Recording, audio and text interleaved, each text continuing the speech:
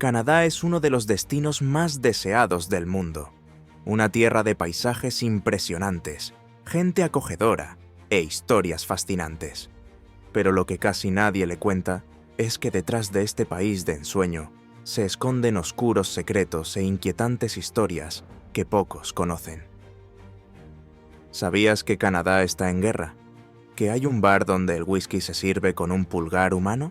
¿O que hay un lugar donde los visitantes tienen que pasar la noche en el mismo sitio donde se ahorcaba a los presos?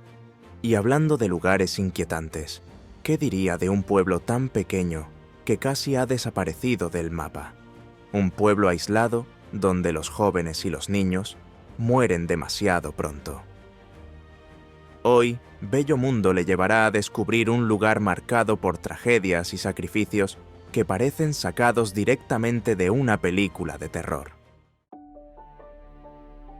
Número 1. Localización y datos geográficos. Cuando hablamos de Canadá, ¿qué nos viene a la mente? Nieve eterna, alces esponjosos y ese famoso sirope de arce, ¿verdad? Pues bien, aunque estos clichés forman parte del paquete, Canadá es mucho más que eso. Empezando por lo básico, Canadá está en Norteamérica y es, sencillamente, el segundo país más grande del mundo en cuanto a superficie terrestre, solo superado por Rusia. Para que se haga una idea, el territorio canadiense abarca casi 10 millones de kilómetros cuadrados. En otras palabras, es tan grande que podría caber toda Europa en su interior, y aún sobraría espacio para unas cuantas fiestas. ¿Y las fronteras? Canadá comparte con Estados Unidos la frontera terrestre más larga del mundo. Al norte, el país está rodeado por el frío glacial del Océano Ártico, mientras que al este se encuentra el Atlántico y al oeste, el Pacífico. Todo ello crea una geografía tan variada que parece un mosaico natural. Pero mira qué curioso, con todo este tamaño, ¿crees que Canadá está superpoblada? En absoluto. La mayoría de la gente vive cerca de la frontera con Estados Unidos, mientras que el resto del país es prácticamente un mar de bosques, montañas y lagos. Número 2. La bebida más espeluznante que jamás hayas visto. Ahora prepárate para conocer la bebida más bizarra de todos los tiempos. En serio, es algo que hará que cualquiera se lo piense 2 veces antes de pedir un whisky. ¿Cómo te gusta el whisky? ¿Solo? ¿Con agua y hielo? ¿Tal vez mezclado con soda o agua con gas? Bueno, estas opciones pueden ser normales para la mayoría de la gente, pero en Canadá las cosas dan un giro excéntrico. En Dawson City, en el territorio del Yukon, la pregunta que se oye en el pub es ¿con pulgar o sin pulgar? Sí, has oído bien. Existe una bebida llamada Sorto Cocktail, que se sirve con un dedo humano de verdad. Así es, un dedo conservado. Y no es solo un adorno. Viene sumergido en tu vaso de whisky o incluso de champán. Esta es la regla de oro. Para ganar el certificado de valentía, el dedo debe tocar los labios. Esta extraña tradición tiene incluso un eslogan. Se puede beber rápido, se puede beber despacio, pero los labios tienen que tocar el dedo. ¿Y de dónde viene esta idea? Según la leyenda, todo empezó en los años 20, durante la ley seca, con 2 hermanos traficantes de ron, Louis y Otto Lincoln. En una ventisca, Louis se congeló el pie derecho. Para evitar la gangrena, Otto le cortó el dedo a su hermano con un hacha, y como buenos contrabandistas, decidieron conservarlo en alcohol. Décadas más tarde, en 1973, un hombre conocido como el capitán Dick Stevenson encontró la jarra con el dedo en una cabaña remota y tuvo una idea brillante: crear el Sour Toe Cocktail Club, un club exclusivo donde la única regla es tocarse el dedo con los labios. Extraño, ¿verdad? Pero la historia no acaba ahí. En 2013, un atrevido cliente se tragó el dedo del pie a propósito. Le echaron de la ciudad y años después volvió pidiendo perdón. Y por si fuera poco, hay gente que dona sus dedos para mantener viva la tradición. Los dedos perdidos por congelación u otros accidentes acaban en las existencias del bar. Además, ahora tragarse el dedo cuesta caro. Quien lo haga tendrá que desembolsar $2.500 canadienses. Así que te pregunto, ¿tendrías el valor de unirte al club y enfrentarte a la bebida? ¿O es esta tradición demasiado siniestra para tu gusto? Háganoslo saber en los comentarios. Número 3. Canadá está en guerra. ¿Te ha parecido esperpéntica la historia del pulgar? Entonces agárrate a esto. Canadá está en guerra.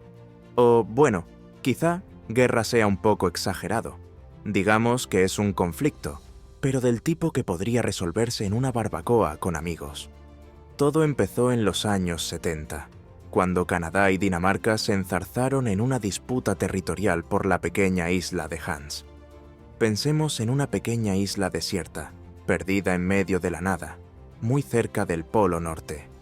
Se encuentra en el estrecho de Nares, un pequeño trozo de océano que conecta el Atlántico Norte con el Ártico y separa Canadá de Groenlandia, ese gigantesco territorio danés que siempre parece más grande de lo que realmente es en los mapas. La isla Hans tiene apenas 3 kilómetros cuadrados, es decir, básicamente un trozo de roca rodeado de hielo, sin habitantes, sin recursos naturales, sin nada que grite disputa internacional. Ni siquiera los inuit, nativos de la zona, a quienes quizá conozcas como esquimales, se molestaban en vivir allí. Como mucho, utilizaban el lugar como coto de caza. Y sin embargo, Canadá y Dinamarca llevan décadas disputándoselo. ¿Por qué?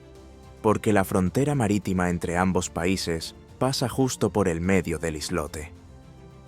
En 1973, geólogos e hidrógrafos intentaron resolver el impasse, pero no se llegó a ningún acuerdo. Desde entonces, los dos gobiernos insisten en que la isla es suya. ¿Y saben qué es lo más gracioso? En esta guerra no hay disparos, bombas ni ejércitos. Las batallas allí son más como un juego de piquetes. ¿Sabes lo que pasa? Cuando las fuerzas armadas de un país visitan la isla, izan la bandera nacional para marcar su territorio. Pero la bandera no permanece izada mucho tiempo.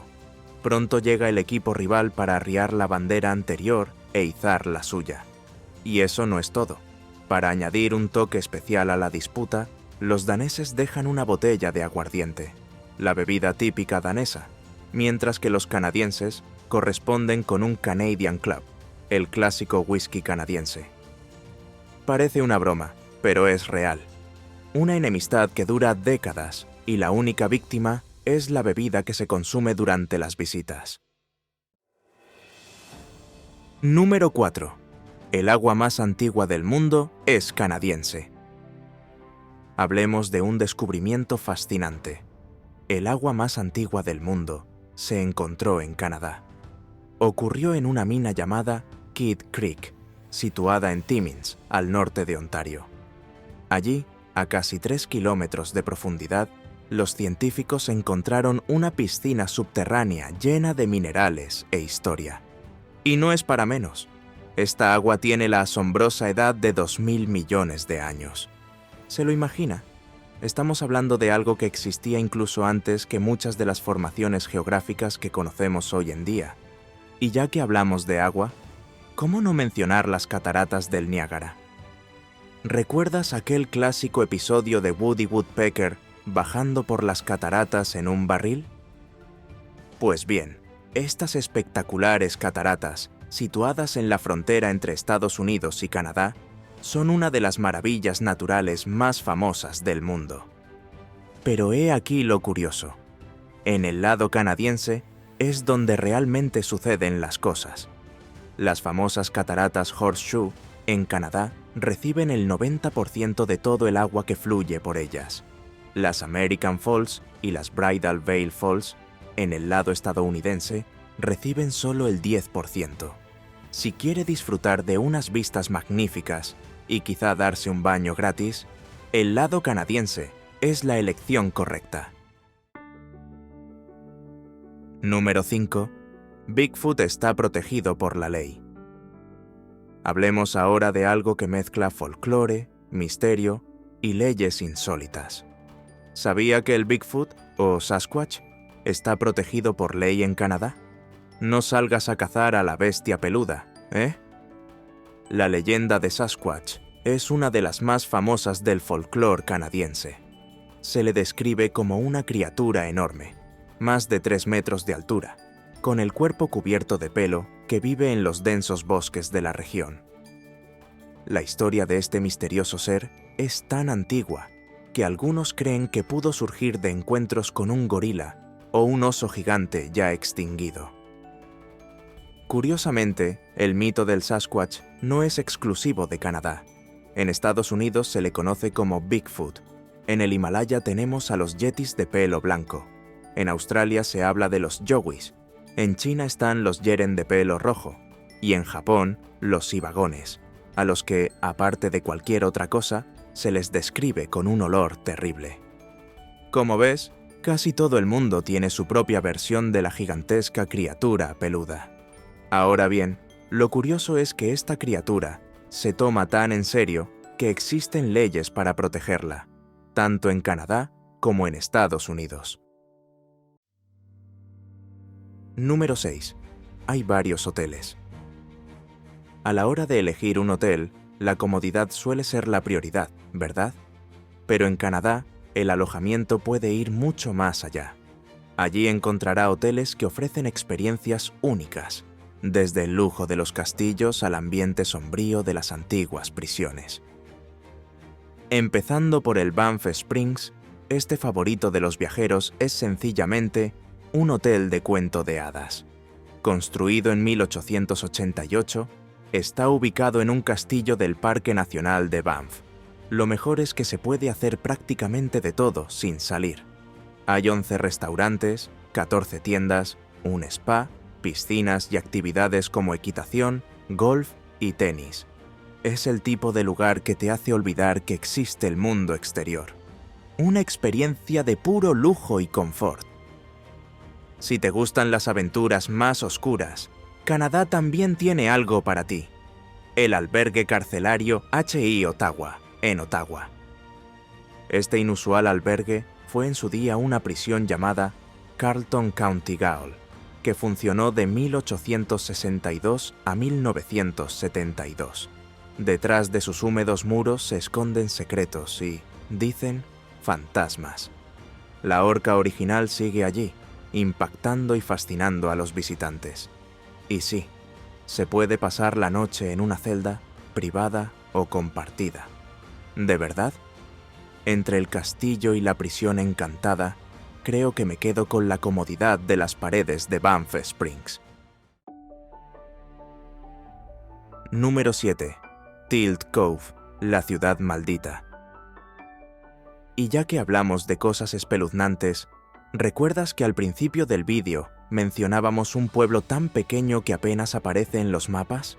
¿Un lugar casi olvidado, donde los jóvenes y los niños morían antes de tiempo? Pues bien, es hora de hablar de Tilt Cove, un pedazo de tierra rodeado de misterio y tragedia. Situado en la provincia de Terranova, en la costa este de Canadá, Tilt Cove es hoy un pueblo casi fantasma con solo 4 habitantes. Así es, solo 4 personas viven allí, atesorando los recuerdos de un lugar que antaño fue un animado pueblo minero. Pero ese pasado estuvo marcado por sacrificios que dejan cicatrices hasta hoy. Todo empezó en 1857, cuando Smith Mackay, que exploraba la región, conoció a Isaac Windsor, un pescador que utilizaba pesadas piedras metálicas en su barca. Mackay se dio cuenta del valor del mineral y, junto con Charles Fox Bennett, fundó la Union Mining Company en 1864. Esta sociedad convirtió a Tilt Cove en la primera ciudad minera de cobre de Terranova. En su apogeo, el pueblo bullía de vida, con trabajadores llegados de todas partes para extraer el valioso mineral. Como era de esperar, el pueblo creció rápidamente. Se construyeron casas alrededor de la mina y la población creció con la llegada de mineros de regiones como Cornualles, Inglaterra, especializados en la extracción de cobre. Con el tiempo surgieron casas, tiendas, escuelas y servicios médicos. Y así nació una ciudad. Pero como en toda buena historia, el brillo de la riqueza pronto dio paso a los desafíos y al declive. Vivir en este lugar no era nada fácil, sobre todo para los mineros. Los viajes eran largos, los túneles estrechos y mal ventilados, y las condiciones de trabajo brutales. Las velas sujetas a sus sombreros eran la única luz que tenían para enfrentarse a la oscuridad. La extracción del mineral se hacía a mano, con picos y herramientas rudimentarias, y todos, desde los hombres hasta los niños, desempeñaban papeles importantes en el proceso. Sí, los niños. Por desgracia, este pequeño pueblo minero no era una excepción a la práctica común del siglo XIX, en la que los niños trabajaban codo con los adultos. Muchos de ellos se encargaban del llamado cobbing, romper manualmente las rocas con martillos para separar el cobre del mineral en bruto. Era un trabajo repetitivo, agotador y peligroso. Además, algunos eran enviados a explorar los túneles más estrechos, ya que sus pequeños cuerpos les permitían acceder a zonas a las que los adultos no podían llegar. Las condiciones eran tan extremas que la salud de estos niños y la de todos los trabajadores se deterioró rápidamente. La exposición continua al polvo y los gases tóxicos liberados durante la explotación minera provocó el desarrollo de graves enfermedades respiratorias, como la silicosis. Además de las brutales condiciones de trabajo, las minas eran un escenario constante de riesgos. Desprendimientos, explosiones, inundaciones y caídas desde grandes alturas formaban parte de la rutina. Cada día bajo tierra era una batalla contra lo inesperado, y a menudo lo inesperado ganaba. Un trágico ejemplo de ello se menciona en el libro Once Upon a Mine, The Story of Mines, Before Confederation on the Island of Newfoundland, de Wendy Martin. En 1912, un corrimiento de tierras se cobró la vida de Francis W. Williams, uno de los gerentes de la mina y figura respetada en la comunidad. Fue una muerte que golpeó hondo y sacudió no solo a los trabajadores, sino también a sus familias, que dependían de la estabilidad que él representaba. Número 8. La vida fuera de las minas. Pero los peligros no solo estaban bajo tierra. Fuera de las minas, la vida en Teal Cove tampoco era nada fácil. Aunque el pueblo contaba con médicos, escuelas y un pequeño comercio, el aislamiento geográfico y el implacable clima lo hacían todo más difícil. Los alimentos y los productos básicos escaseaban, y cualquier crisis en el mercado del cobre se convertía rápidamente en hambre y pobreza para las familias. Todo en Teal Cove giraba en torno a la minería, y cuando el cobre empezó a agotarse, las esperanzas se fueron con él. El resultado aún puede verse hoy en el cementerio local, donde las lápidas cuentan las historias de vidas truncadas demasiado pronto. Niños, jóvenes y adultos que rara vez superaron la treintena. Número 9. El principio del fin. El declive de Teal Cove no se produjo de golpe. Fue como un castillo de naipes que se desmorona lentamente. Mackay y Bennett, los hombres que una vez trajeron prosperidad al pueblo, acabaron enfrentados. Y, como se puede imaginar, cuando el dinero empieza a desaparecer, también lo hacen las alianzas. Bennett, conocido por ser despiadado cuando se trataba de negocios, tomó el control de la operación, pero esto solo trajo más problemas. La explotación del yacimiento conocido como East Mine fue uno de los últimos esfuerzos por mantener la ciudad a flote, pero el mineral que allí se extraía tenía más azufre que cobre. Esto encarecía el trabajo y lo hacía menos rentable. Y por si fuera poco, la construcción de una fundición local agotó los pocos recursos que quedaban. Los frecuentes accidentes, la ineficacia y los costes desorbitados convirtieron el proyecto en un completo desastre. Luego llegó el golpe definitivo. En 1890, un incendio devastador destruyó parte de las instalaciones. La reconstrucción fue cara y llevó mucho tiempo, y con la caída en picado de los precios del cobre en el mercado mundial, Tilt Cove, que ya respiraba con dificultad, fue incapaz de recuperarse. Hoy es lo que se llama una ciudad fantasma. Los pocos edificios que quedan están en ruinas, y el cementerio local es el único testimonio silencioso de una historia llena de sacrificios. ¿Te atreverías a visitar un lugar así? Háznoslo saber en los comentarios. Si disfrutas explorando regiones únicas e historias que desafían los límites de la geopolítica, sigue siguiéndonos. Tenemos mucho más que descubrir juntos en nuestro bello mundo. A los que hayan llegado hasta aquí, muchas gracias y hasta la próxima.